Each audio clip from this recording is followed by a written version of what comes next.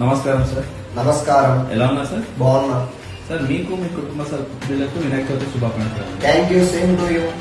Sir, ఇప్పుడు చాలా మంది తెలంగాణ డీజీపీ కానీ ఇది కానీ వినాయకునికి డీజే పెట్టొద్దని ఒకటి రూల్స్ పెట్టారండి. దానికి మీరు ఏమంటారు? అసలు డీజే రావాలంటే ఏం చేయాలి? అన్ని కామన్ అండి. డీజే అనేది కామన్. అసలు పోలీసు వాళ్ళు అనేది బాబాయ్ ఫ్రెండ్షిప్ అది. ఎమ్మెల్యే పర్మిషన్ తెచ్చుకోవచ్చు ఎక్కడ నుంచో, ఎమ్మెల్యే కాడ నుంచి, మంత్రుల కాడ నుంచి, వాళ్ళ దగ్గర నుంచి మనం పర్మిషన్ తెచ్చుకోవచ్చు యాక్చువల్గా.